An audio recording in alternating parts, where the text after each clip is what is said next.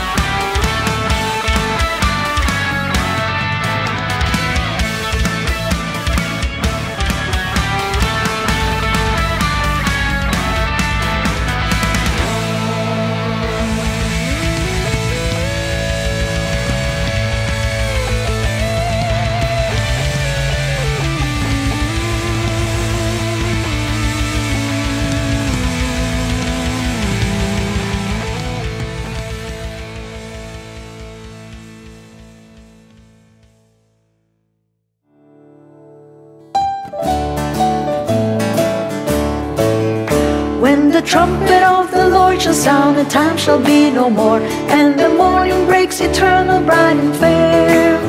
When the saints of God shall gather over on the other shore, and the roll is called up yonder, I'll be there. When the roll is called up yonder, when the roll is called up yonder, when the roll is called up yonder, when the roll is called up yonder, I'll be there. On the bright and cloudless morning, when the dead in Christ shall rise, and the glory of His resurrection share. When His chosen ones shall gather to their homes beyond the skies, and the roll is called up yonder, I'll be there. When the roll is called up yonder, when the roll is called up yonder, when the roll is called up yonder, when the roll is called up yonder, I'll be there. Let us labor for the Master from the dawn to setting sun. Let us talk of all His wonders, love and care. Then when all of life is over and our work on earth is done, and the roll is called up yonder, I'll be there. When the roll is called up yonder, when the roll is called up yonder, when the roll is called up yonder, when the roll is called up yonder, I'll be there. When the roll is called up yonder, when the roll is called up yonder, when the roll is called up yonder, when the roll is called up yonder, I'll be there. When the roll is called up yonder, I'll be there. When the roll is called up yonder, I'll be there.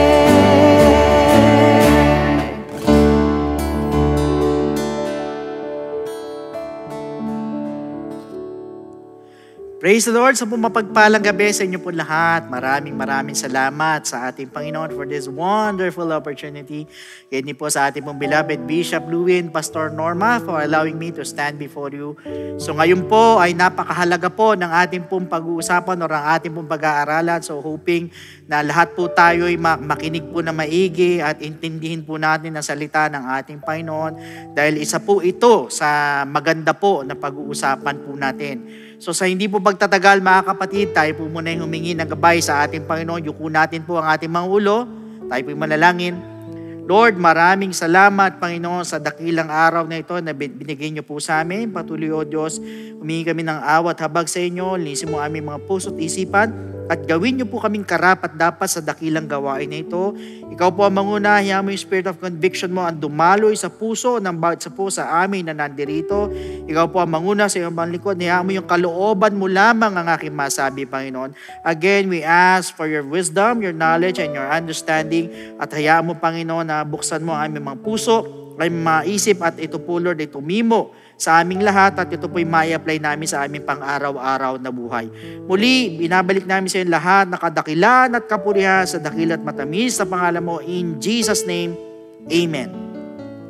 Praise the Lord. Last week, we have finished talking about intensifying the Holy Spirit under our series regarding God's majesty. Meanwhile, ngayong gabing ito, as we proceed, we are going to talk about the 9th part.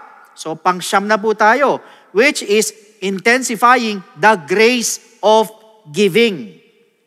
Mga kapatid, based on the biblical passage sa 1 Chronicles chapter 29 verses 6 to 19, isa po sa pinakamagandang psalms that King David wrote ay nakapaloob po dito. Bakit? Because ito pong passage na ito is that very few times in history of the Israelites that God's people poured out so much and so willingly with so much joy. Nandun po yung buong pusong kagalakan sa kanila. And it was overwhelming. And this is what we call the grace of giving. Now, ano po ba ang tinuturo ng Biblia tungkol sa giving? So bago ko po sagutin yan, alamin po muna natin ang history ng biblical giving. So brothers and sisters, naniniwala po ako na ang tithes ang isa po sa pinaka-controversial na topic po sa Bible. May mga nagsasabi po na wala na daw pong tithe sa New Testament. Pero, marami pa rin pong churches ang naniniwala na dapat pa rin pong magbigay ng tithes hanggang sa panahon natin sa kasulukuyan. Pero ano nga po ba ang totoo? But first, let's study about the history of biblical giving. In Genesis chapter 14, verses 17 to 20, ang sabi po rito, "And the king of Sodom went out to meet him at the valley of Shaveh." That is, the king's valley. After his return from the defeat of Kedorlaomer and the kings who were with him.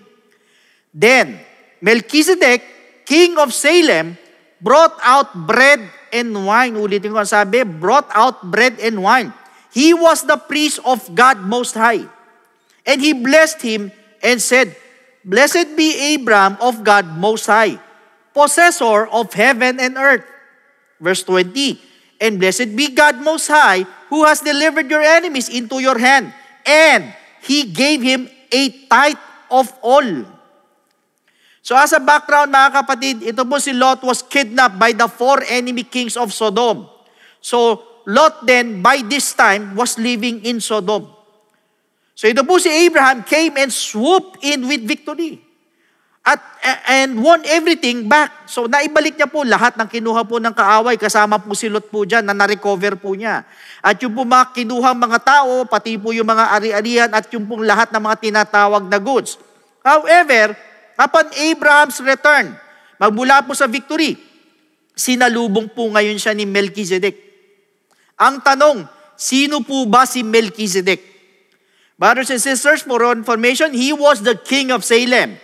And at the same time, priest of the Most High. Now, pag sinabi po nating Salem, it was used to be the old name of Jerusalem. Now, at the meeting point, ito po si King Priest Melchizedek, take note, gave Abraham bread and wine. Binanggit po natin kanina sa talata. At hindi lang po yan, he even blessed Abraham. Now, in return, ano naman po ang ginawa ni Abraham? Abraham gave him tithe of all. At ito po yung isang mahalagang bagay na kailangan po nating malaman at maintindihan. Napaka-importante po nito, mga kapatid. For your information, the king priest Melchizedek is the typology of Jesus Christ in the New Testament. Bakit ko po sinabi? In Hebrews chapter 7 verses 26 to 27. For such a high priest, ulitin ko, for such a high priest was fitting for us, who is holy, harmless, undefiled, separate from sinners, and has become higher than the heavens, who does not need daily as those high priests to offer up sacrifices, first for his own sins, and then for the people's. For this he did once for all when he offered up himself. Now, brothers and sisters, yung pong high priest po na sinasabi po rito is referred to our Lord Jesus Christ, who gave himself for our salvation. So he gave his body as the bread, and his blood was the wine.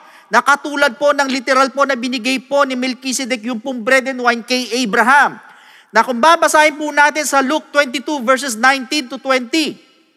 And he took bread, gave thanks and broke it, and gave it to them, saying, "This is my body." Ulitin ko ang sabi, "This is my body, which is given for you. Do this in remembrance of me." Now verse 20, likewise, he also took the cup after supper, saying, "This cup is the new covenant in my blood." Ulitin ko, "This cup is the new covenant in my blood, which is shed for you." So this clearly means, brothers and sisters, that Jesus gave himself to save us from eternal damnation. So he is the bread and the cup of wine representation in the story of Genesis chapter 14, between kay Melchizedek po at kay Abraham po. Kaya naman po, ang response po ni Abraham ay magbigay din po ng 10 bahagi ng lahat na nakuha niya from the battle spoils. Mula po doon sa 4 na hari. Take note, the tenth of the tithes of all. However, what are the scriptural support of tithing? For your information, tithing appeared almost 600 years before the law was given in the time of Moses. So, ibig sabihin mga kapatid, wala pa po yung law ni Moses, meron na pong tithes. In fact, the law in the Old Testament says in Leviticus chapter 27 verse 30, and all the tithe of the land, ulitin ko, and all the tithe of the land, whether of the seed of the land or of the fruit of the tree, is the Lord's. It is holy to the Lord. Also in Deuteronomy chapter 14 verses 22 to 23, you shall truly tithe all the increase of your grain. Ulitin ko, ang sabi, malinaw, you shall truly tithe all the increase of your grain that the field produces year by year. Verse 23, and you shall eat before the Lord your God in the place where He chooses to make His name abide. The tithe of your grain, binanggit na naman, and your new wine and your oil, of the firstborn of your herds and your flocks, that you may learn to fear the Lord your God always. So meaning matagal na po meron tithing. As a matter of fact, tithing is approved by the Lord Jesus Christ. Bakit ko po sinabi in Matthew 23:23? Woe to you, scribes and Pharisees, hypocrites, for you pay tithe. Ulitin ko, ang sabi, for you pay tithe of mint and anise and cumin, and have neglected the weightier matters of the law, justice and mercy and faith. This you ought to have done. Ito dapat ang ginawa nyo without leaving the others undone. Ano daw yung this na yon? Ang sabi po, for you pay tithes of mint, anise, at saka yung cumin. So, unang-una po ang tithes. At hindi lang po yan. Hindi po sinabing give your tithes. But rather, the Lord Jesus Christ said, pay your tithes. Sa Old Testament in Malachi chapter 2, God said, bring your tithes. But in the New Testament, Jesus said, pay your tithes. Ibig sabihin, pag tayo po'y nagbibigay ng tithes, tayo po'y nagbabayad at hindi po nagbibigay ayon sa ating Panginoon. Ngunit hindi po ibig sabihin nun na binabayaran po natin yung kanyang ginawa sa cross of Calvary. Dahil wala po maitutumbas na presyo po yung sakripisyong ginawa niya para po sa atin. Wala pong presyo yun. Pero mga kapatid, yung pang pagbibigay po natin na ikapo sa ating pong Diyos, na dahil mahal po natin siya, ay pagbabalik po ito. Hindi po ng utang na loob. Kung hindi pagbabalik po ng pag-ibig or ng pagmamahal po natin sa Kanya. At sa anuman pong mahal niya, katulad po ng body of Christ, or yung pong iglesia na samahan po ng mga anak ng Diyos na kinabibilangan po natin. Na nararapat lang po natin gawin at dahil din po para sa gastusin po sa loob po ng iglesia. Katulad po ng mga renta ng lugar, what else? Yung pong allowance sa mga workers, yung tubig, yung kuryente, at marami pa pong gastusin na kinukuha po sa tithes and offering ng iglesia. Now, meanwhile, let's talk about yung pong nagsasabing wala ng tithes sa New Testament. At give cheerfully na lang daw. According sa 2 Corinthians chapter 9 verse 7, basahin po natin. So let each one give as he purposes in his heart, not grudgingly or of necessity. For God loves a cheerful giver. Ulitin ko, for God loves a cheerful giver. Tanong, give cheerfully na nga lang ba sa New Testament at wala na pong tithes? In Hebrews chapter 7 verse 11, ang sabi po rito, therefore, if perfection were through the Levitical priesthood, for under it the people received the law, what further need was there that another priest should rise according to the order of Melchizedek, and not be called according to the order of Aaron? So dito po mga kapatid, binanggit po yung tungkol po sa law. Pero sinabi rin po yung tungkol po sa other priests, should rise na hindi po daw manggagaling kay Aaron. But the question is, bakit mayroong lilitaw na other priests according to the order of Melchizedek? Sagot po in Hebrews chapter 7 verse 12. For the priesthood being changed. Ulin ko, for the priesthood being changed. Of necessity, there is also a change of the law. Ang sabi po, for the priesthood being changed. Ano po yung papalitan? The priesthood being changed o yung pong sacerdote po yung pong papalitan. And a change of the law. Anong law po yun? Sagutin po natin yan later. Pasok muna po tayo doon sa priest na papalitan. Bakit papalitan po yung priest? In Hebrews chapter 7 verse 20. And in as much as he was not made priest without an oath. Meaning, yung po mga dating priest ay ina-appoint po ng walang pangako. Pero nung si Jesus Christ na po ang ipinalit, ay meron pong kasamang matinding pangako. In fact, ang sabi po sa Hebrews 7:21, for they have become priests without an oath, but he with an oath, ulit ko, but he with an oath, by him who said to him, the Lord has sworn and will not relent, you are a priest forever according to the order of Melchizedek. So malinaw po na sinabi po rito sa verse na ito, yung po matinding pangako na siya po ay magiging priest forever. According to the order of Melchizedek. Kaya't sinabi po sa Hebrews chapter 7 verse 22, by so much more Jesus has become a surety of a better covenant. So malinaw po na sinabi po ng author that Jesus Christ is the surety of a better covenant. Why? In Hebrews chapter 7 verse 23. Also, there were many priests because they were prevented by death from continuing. So, ibig sabihin, kaya po pinalitan po ni Jesus Christ yung po mga priest dahil sila po'y namamatay. Kaya papalit-palit po sila ng priest. Kaya sa verse 24 po ng Hebrews 7, nasabi po rito, but he, because he continues forever, ulit ko, but he continues forever, has an unchangeable priesthood. Ibig sabihin, si Jesus Christ na po ang magpapatuloy ng habang buhay na wala na pong pagbabago or wala nang iibahin na priest habang panahon. At ang mabigat po dyan sa verse 25 po ng Hebrews 7, ang sabi po rito, therefore, he is also able to save to the uttermost those who come to God through him, since he always lives to make intercession for them. Ibig sabihin ng dahil po sa kanya, kayang-kayang iligtas ang maraming tao. Dahil siya po ang nag-i-intercede doon sa mga lumalapit po sa Diyos. Ang tanong, bakit po si Jesus Christ po ang pwedeng gumawa po noon na maging priest forever?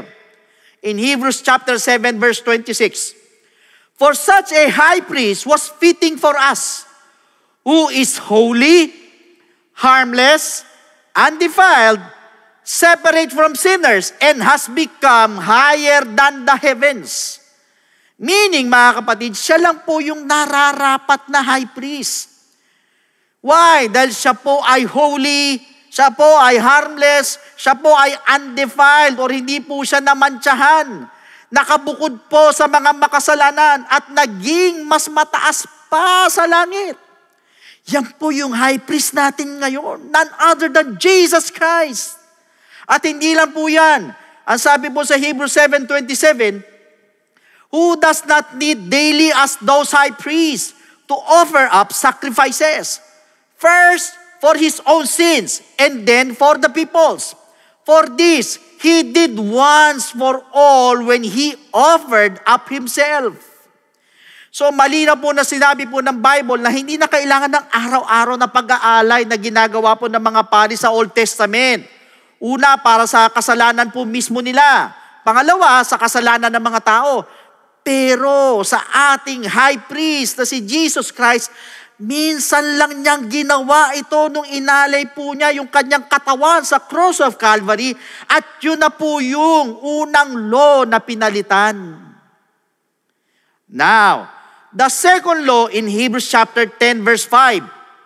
Ang sabi po rito, therefore, when he came into the world, he said, sacrifice and offering you did not desire, but a body you have prepared for me. Dito po sinabi ng author na yung pong sacrifice and offering ay hindi na hinahangad ng Diyos. Dahil meron na po siyang katawan na inilaan para ialay sa Kanya. Why? In Hebrews chapter 9 verses 11 to 12. But Christ came as high priest of the good things to come, with the greater and more perfect tabernacle not made with hands, that is, not of this creation. So not with the blood of goats, ulit ko, not with the blood of goats and calves, but with His own blood. He entered the most holy place once for all, having obtained eternal redemption. Meaning to say, hindi na po dugo ng goats, ng mga calves, or yung mga sheep, but rather, ang dugo na po ni Jesus Christ mismo. Ang inialay upang magkaroon po tayo o ang tao po ng eternal salvation. In other words, ang laws na pinalitan po una ay yung pong law of priesthood. Na instead na papalit-palit po ng dati dahil namamatay po sila, ay pinalitan na po ni Jesus Christ as a high priest forever. Pangalawa, yung pong law of sacrifice and offering. Dati po, dugo po ng mga hayop, pwede na. Pero every time na nagkakasala po sila, ay paulit-ulit din po sila nag-aalay. Kaya, ang ipinalit na po ay ang dugo po ng ating Panginoong Hesukristo na minsan lang po niyang ginawa at hindi na uulitin pa. Kaya nga po ang tanong, saan pong talata sa Hebrews chapter 7 to chapter 10 na inalis na po ang tithe sa New Testament at pinalitan na ng give cheerfully? Pero wag po kayong mag-alala, yan po ang susunod na pag-aaralan po natin ngayong gabi. Yung pong give cheerfully. Now, bakit po sinabi ni Apostle Paul na give cheerfully? So bago ko po sagutin yan mga kapatid, I just want you to know that we can also give our offerings. And offering represents free will giving. So this is over and above our usual tithes of 10%. Higit po yan. So in the Old Testament times, it comes in the form of burnt offerings, grain offerings, yung pong mga drink offerings din po, at yung pong mga wave offerings na tinatawag, at kung ano-ano pang klase ng offerings sa Old Testament. Now, balikan po natin yung 2 Corinthians chapter 9 verse 7. So let each one give as he purposes in his heart, not grudgingly or of necessity, for God loves a cheerful giver. So dito po malinaw na sinabi ni Apostle Paul na give cheerfully. But the question is, bakit niya sinabing give cheerfully? Yan po ang tanong. Sinabi ba niya na ito na po yung kapalit ng tithes? Pag-aralan po natin. 2 Corinthians chapter 9 verse 5. Therefore, I thought it necessary to exhort the brethren to go to you ahead of time and prepare your generous gift beforehand. Ulit ko, and prepare your generous gift beforehand, nasabi ng talata, which you had previously promised, that it may be ready as a matter of generosity and not as a grudging obligation. Take note, ang binagit po ni Apostle Paul po dito, yung pong paghahanda ng kanilang generous gift. So, generous gift po ang ginamit at hindi po tithes. But the question is, gift for what? In 2 Corinthians chapter 9 verses 1 and 2. Now, concerning the ministering to the saints, ulitin ko, concerning the ministering to the saints, it is superfluous for me to write to you, for I know your willingness, about which I boast of you to the Macedonians, that Achaia was ready a year ago, and your zeal has stirred up the majority. So dito po, sinabi po ni Apostle Paul yung pong ministering to the saints. Take note, ministering to the saints. At hindi po para sa gastusin na ginagamit po para sa simbahan, but rather sa mga kapatiran daw. At binanggit pa po dito yung pong nakahanda na a year ago. Could you imagine that? Nakahanda na a year ago.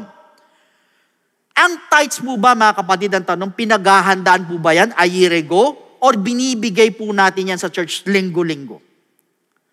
Kaya ano po ang ibig sabihin ni Pablo sa generous gift na a year ago pa pinaghahandaan? In 2 Corinthians chapter 8 verse 10, "And in this I give advice. It is to your advantage not only to be doing what you began and were desiring to do a year ago." So dito po unang binanggit ni Apostle Paul yung pong paghahanda ng gift a year ago. Now, ano po ngayon yung gift na yun na inihanda para i-minister sa mga saints at hindi para sa gastusin sa loob ng iglesia a year ago? 2 Corinthians chapter 8 verses 1 to 4. "Moreover, brethren, we make known to you the grace of God bestowed on the churches of Macedonia." Take note, on the churches of Macedonia. "That in a great trial of affliction, the abundance of their joy and their deep poverty abounded in the riches of their liberality. For I bear witness that according to their ability, yes, and beyond their ability, they were freely willing, imploring us with much urgency that we would receive the gift and the fellowship of the ministering to the saints." Una, sinabi po ni Apostle Paul sa mga churches sa Macedonia, yan po yung mga church sa Thessalonica, sa Perea, and particularly in Philippi, na sa kabila ng kanilang, take note, sa kabila ng kanilang mahigpit ang matinding pagsubok at kahirapan sa finances, mga kapatid, ay willing pa rin po silang magbigay. Willing pa rin po silang magbigay. At hindi lang po yan, nakikiusap pa kay Pablo. Natanggapin yung kanila pong kaloob, natanggapin yung kanilang bigay, nalagpas sa kanilang kakayanan. Take note, mga kapatid, lagpas sa kanilang kakayanan, nakikiusap sila na tanggapin ni Pablo. Imagine that. At yung pong kaloob na yun ay tinawag po ni Paul na gift. At hindi po tithes. But for the ministering to the saints, not for the expenses of the church. So lumilitaw, bukod po yung gift na binibigay po nila for ministering to the saints, at doon po sa expenses ng church nila. Ang tanong, para kaninong saints yung pong gift na yon? In Romans chapter 15 verses 25 to 26. "But now, I am going to Jerusalem to minister to the saints. For it pleased those from Macedonia and Achaia to make a certain contribution for the poor among the saints who are in Jerusalem." So malinaw po na yung pong give cheerfully sa 2 Corinthians chapter 9 verse 7 ay hindi po kapalit ng tithes. But rather, ito po'y tulong or abuli po sa Tagalog Bible para po doon sa church or saints sa Jerusalem na dumadanas ng kahirapan. Meaning to say, ito pong gift or abuloy na sinasabing give cheerfully ay, take note, intended only para sa mga kapatiran nila na naghihirap sa Jerusalem. In fact, pinaghandaan po nila ito a year ago.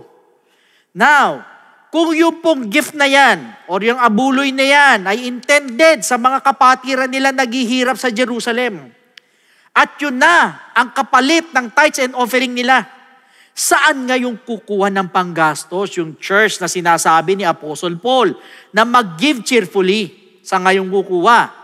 Samantalang, ang tithes daw ay pinalitan na ng give cheerfully. Pero yung give cheerfully pala ay para sa abuloy doon sa mga naghihirap sa Jerusalem. Ngayon, uulitin ko po, saan po sila kukuha ng panggastos para sa kanilang church na nagbigay po ng gift or abuloy na sabi po ng iba ay kapalit na ng tithes? Yan po ang sasagutin po natin sa susunod po na linggo. Pero kung gusto po ninyong malaman yung pong record tungkol po sa pagbibigay sa New Testament after the gospel was completed ay ganito po. Ang sabi po sa Acts chapter 2 verses 44 to 45. "Now all who believed were together and had all things in common, and sold their possessions and goods." Ulitin ko. "And sold their possessions and goods, and divided them among all as anyone had need." Ito po ba yung klase ng pagbibigay na nakarecord sa Bible ang gusto po natin mangyari? na ibebenta yung lahat ng ari-arian para sa naghihirap na mga kapatiran at sa pangangailangan ng iglesia. Yan po yung give cheerfully. Sa kanila, wala pong pilitan yan, mga kapatid. Yan po ba yung gusto po natin? In fact, hindi lang po sa verse na ito. Sinabi pa po sa Acts chapter 5 verse 1. But a certain man named Ananias, with Sapphira, his wife, sold a possession. Alam natin po ang storyang ito.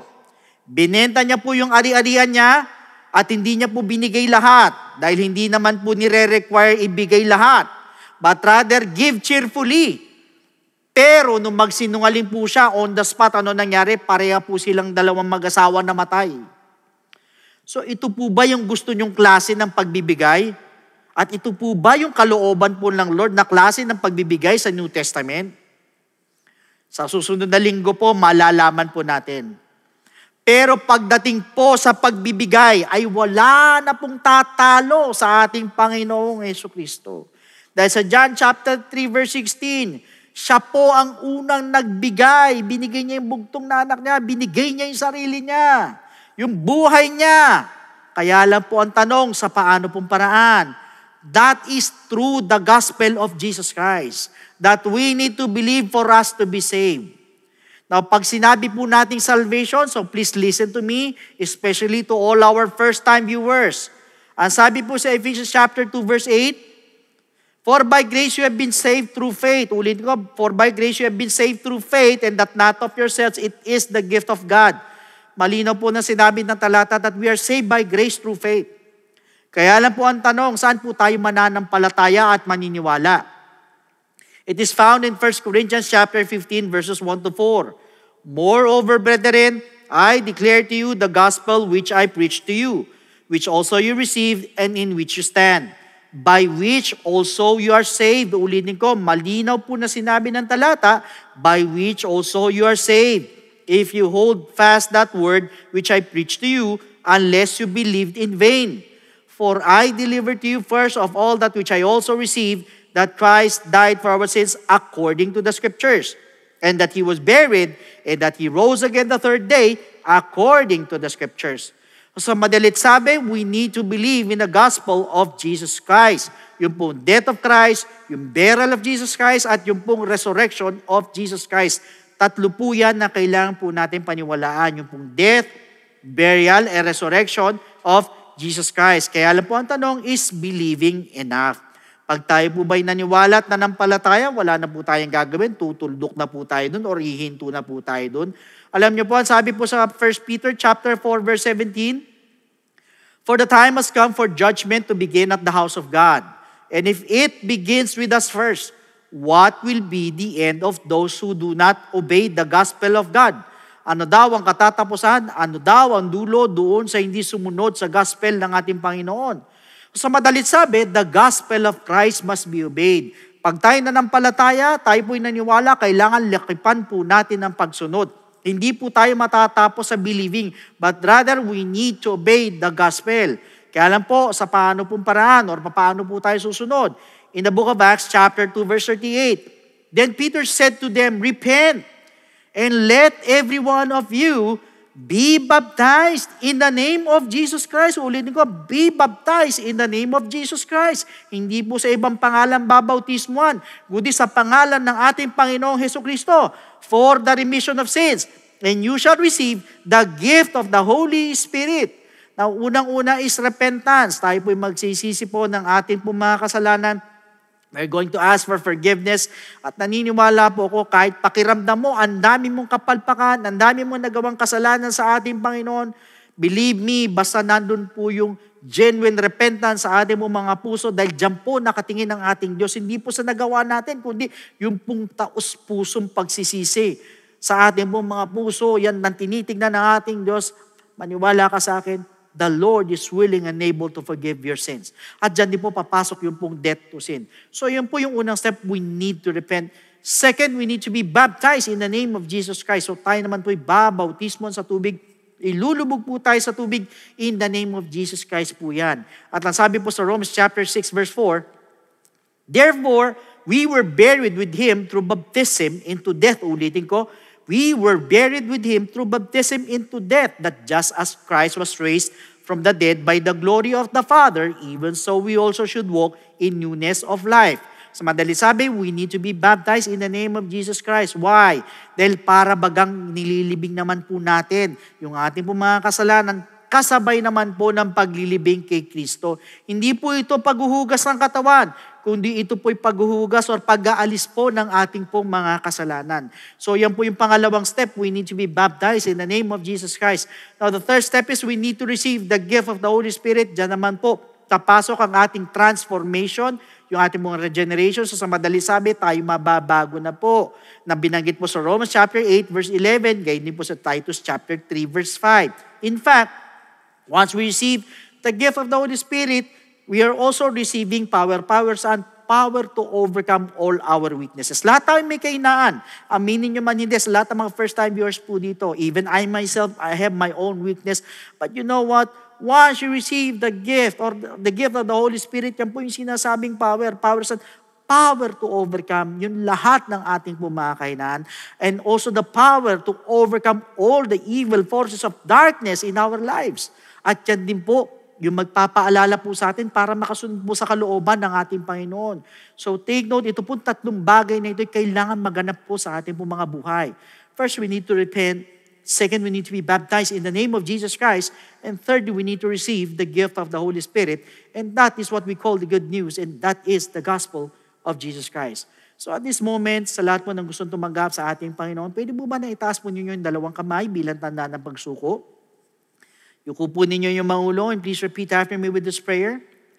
Na nandun po, habang binabanggit po natin ang mga salitang ito, ang panalangin ito, andun po yung taus-puso na tayo po'y humihingi ng tawad sa ating Panginoon habang binibigkas po natin ang mga salitang ito. Sige po, sumunod po kayo sa akin. Panginoong Jesus, lumalapit po ako sa iyo bilang isang makasalanan. Patawarin mo po ako sa lahat ng aking mga pagkakamali at pagkukulang. Sa oras na ito, tinatanggap po kita bilang sariling tagapagligtas at tinatanggap po kita bilang Diyos ng aking buhay. Naniniwala po ako na ikaw ay namatay, ikaw ay nilibing, at sa ikatlong araw ay nabuhay na magmuli. Tulungan mo po ako makapagsimula ng bagong buhay at idagdag mo po ako sa iyong kaharian. Maraming salamat po sa pangalan ni Jesus. Amen. So yan po yung first step. Para sa pangalawang step, andyan po yung mga telephone numbers po natin. Pwede po kayong tumawag dyan para makapagpa-schedule po tayo ng water baptism. Or otherwise, pwede po kayo mag-message po sa ating pong FB page. Iwan lang po kayo ng mensahe dyan para masagot po namin to give you further instructions para makapagpa-schedule din po tayo. So sa pagkakataon pong ito, mga kapatid, bilang pagtatapos po, yuko natin ang ating mga ulo. Tayo po magpasalamat sa ating Panginoon. Tayo po manalangin. Lord, we thank you so much, Panginoon, for this wonderful message, Panginoon, o God, na pinakita mo po sa amin kung paano po or gaano po katindi yung grace of giving, Panginoon. Salamat sa mga katuruang ito. Pinakita mo po sa amin kung ano po yung halaga ng tithing, ng offerings, Panginoon, ng pabibigay sa iyo, Panginoon, na noon pa lang, Panginoon, ay meron na po, Panginoon. Patuloy, O Diyos, hayaan mo lahat ng aming mga napakinggan ay tumimo sa aming mga puso't isipan at ito po, Lord, ay mai-apply po namin sa aming pong pangaraw-araw na buhay, na maalala po namin na lahat ng mga katuruang ito, lahat ng mga sinabi po sa amin, Panginoon, O God. At patuloy din, O Diyos, kami po'y nananalangin and we look forward sa mga susunod pa po na ituturo mo po sa amin next week. Patuloy, O Diyos, basbasa mo ang bawat isa po sa amin all throughout the week. Muli, tinataas namin ang pangalan mo sa po lahat ng kapurihan. In Jesus' name, Amen. So once again, brothers and sisters, God bless every one of you, and to God be all the glory.